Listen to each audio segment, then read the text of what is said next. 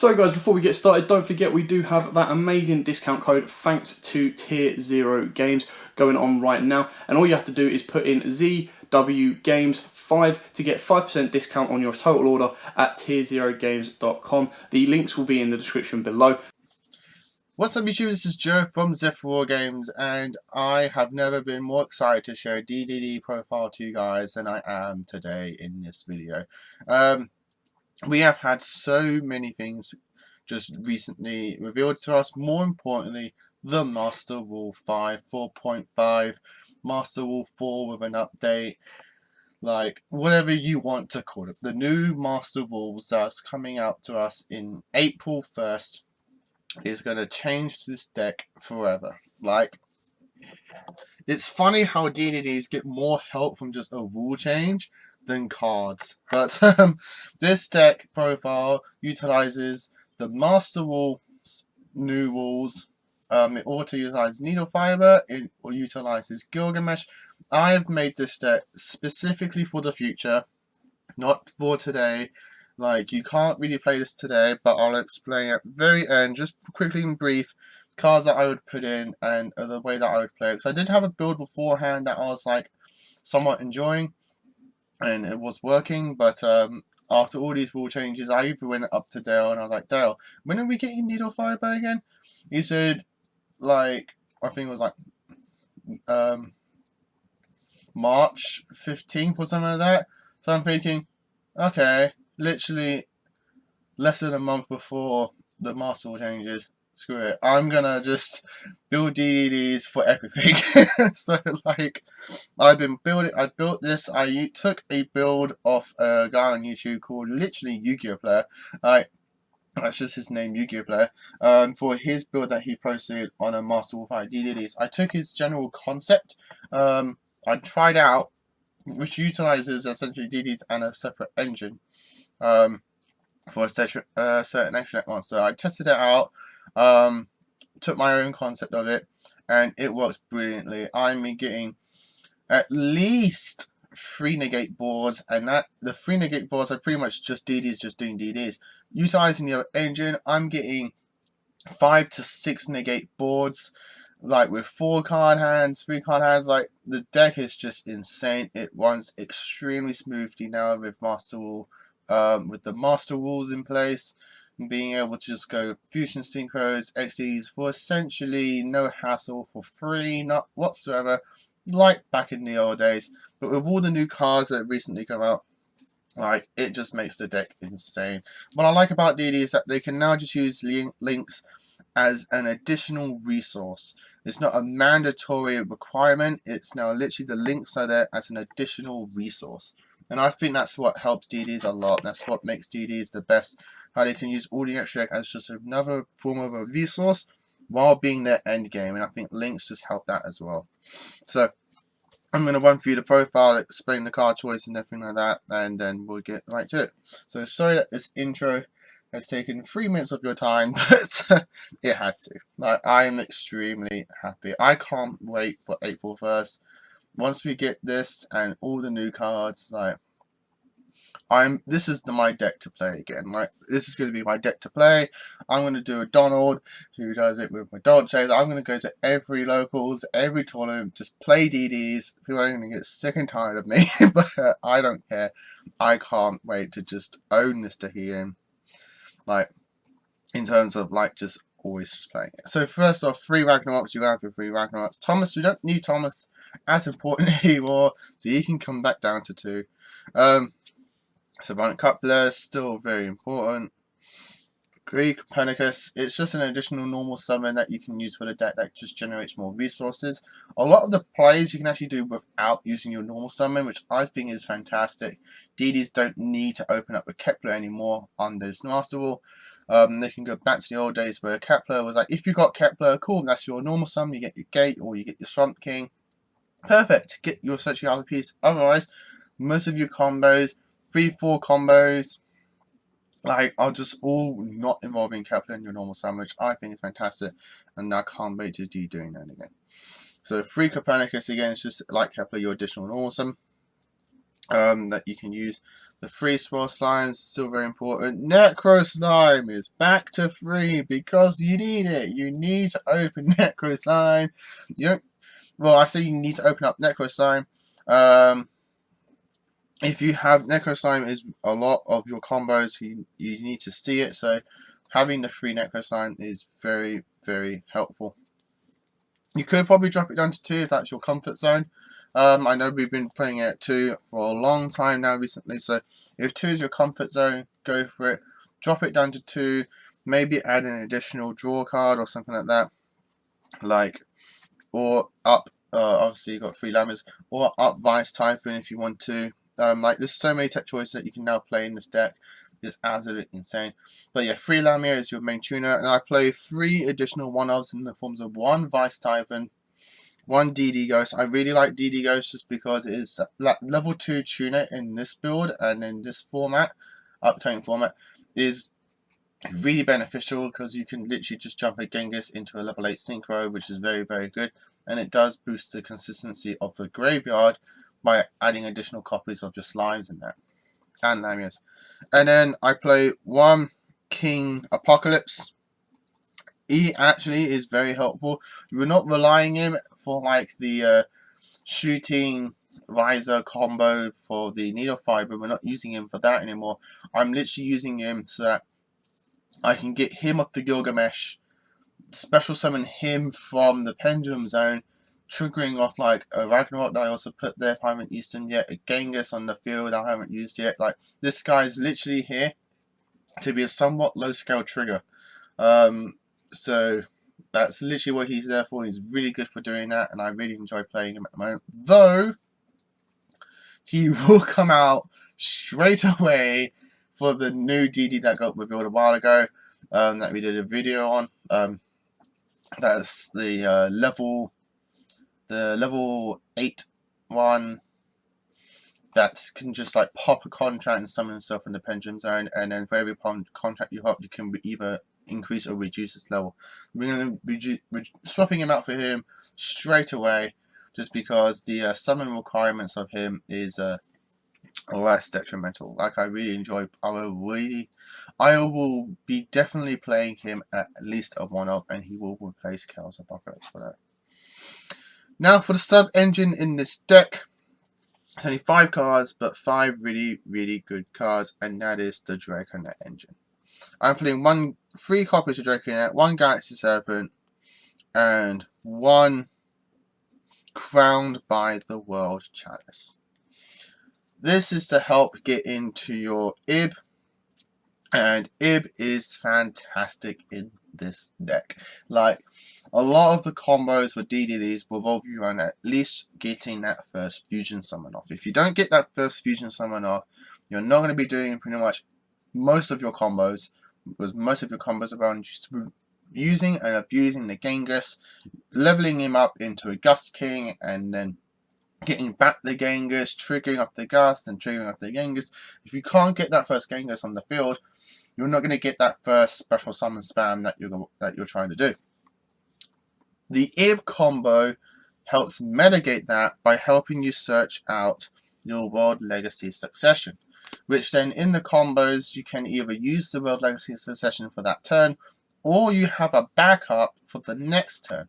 You can then keep the World Legacy Succession in your hand, and then in your next turn you can level up into a new Link monster if you want to, and you can play the Succession, get back a Genghis, and then you can trigger a Ragnarok and scale.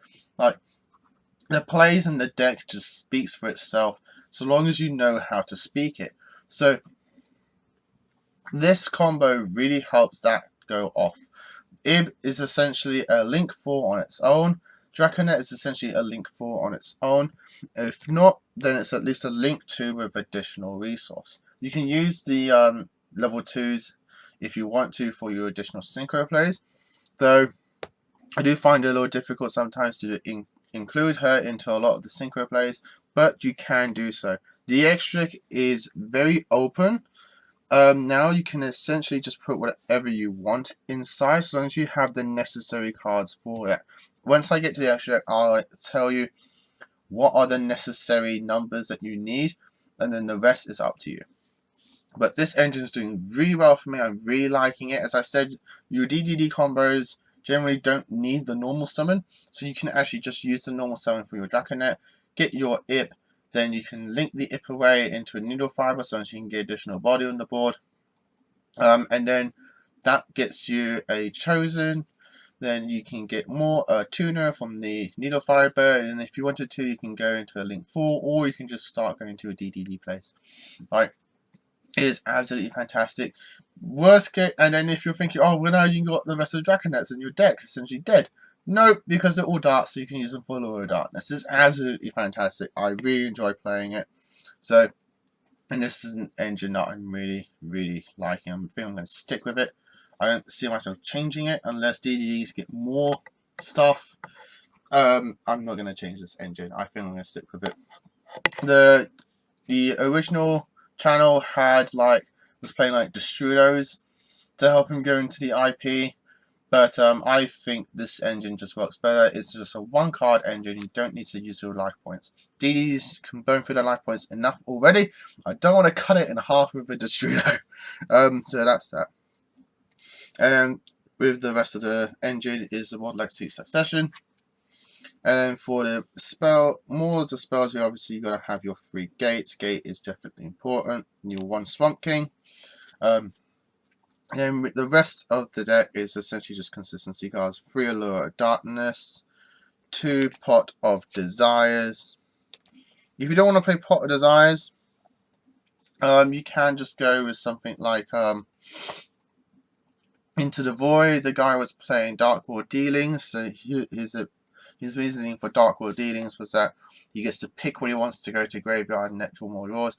What I don't like about Dark World Dealings is that it fixes your opponent's hand as well, which I don't like.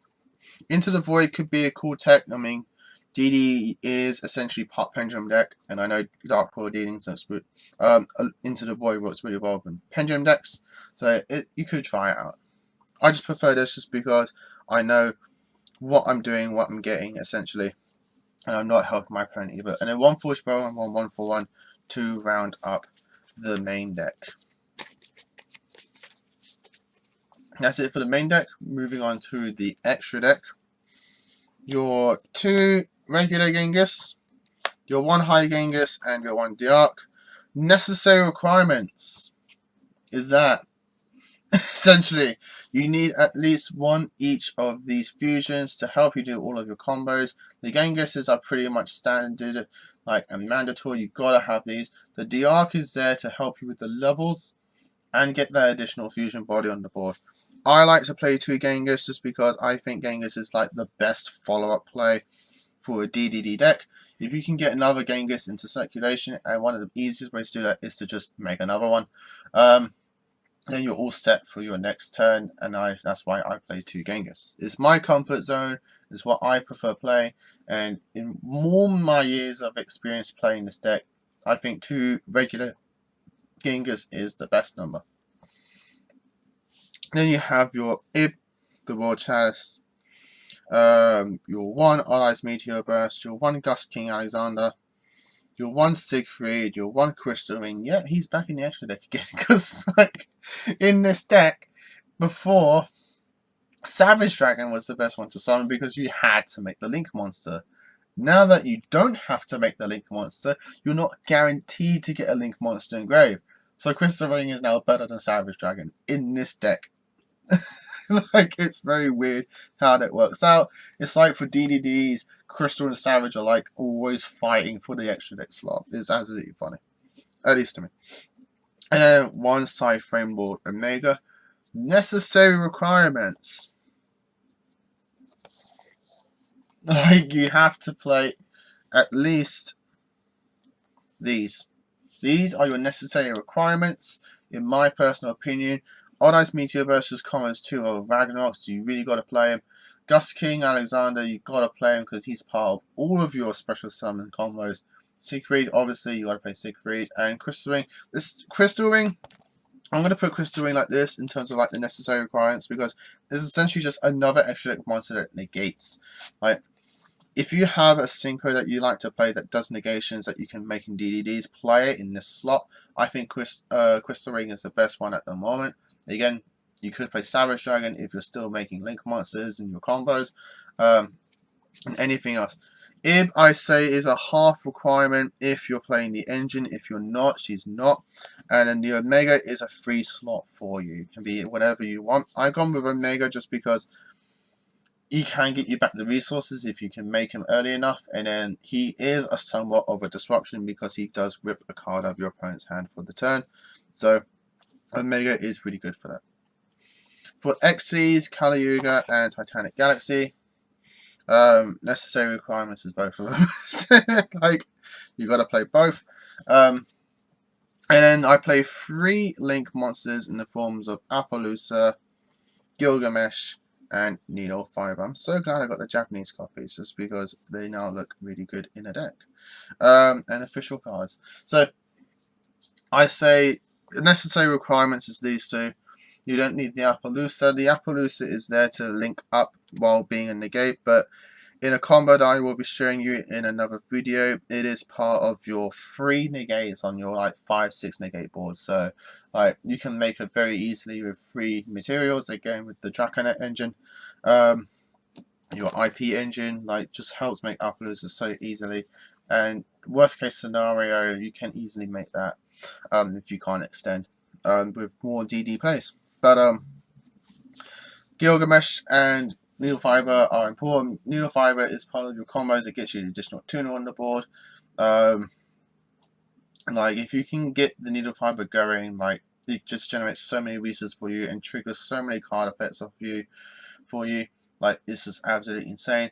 And the Gilgamesh you'll be doing like turn 2 to really just push for game, push for damage. Like Gilgamesh is just absolutely insane. A card that says, here, complete your scales for just 1,000 life points. Any Pendulum deck would love to have that, and DD gets it. Like, it's insane. Absolutely insane. So that, guys, is the deck. I hope you all enjoyed it. Sorry this video is long, but there's so many things to talk about, so many things to explain. Like, it's just absolutely insane what this deck will become and what this deck is going to do. I just can't believe it. I love it so much. Like seeing your deck come back in a new light, in an old light, is just absolutely it's just so good. I'm really happy for this deck. I can't wait to play it again. So guys, like, comment and subscribe to the channel. Until next time, as always, happy dueling. What's up YouTube, Dad here from YUGIOH. Thanks for watching that video. If you liked it, please hit that big thumbs up button in the bottom corner as well. And don't forget to hit the big red subscribe button so you don't miss out on anything. Make sure you click that notification bell as well so you know every time one of our new videos goes up. Throughout the whole year of 2019, we're going to have more deck profiles, duels, and of course pack openings for you guys to watch and enjoy the entire year round. So stay tuned for more, and as always guys, happy dueling.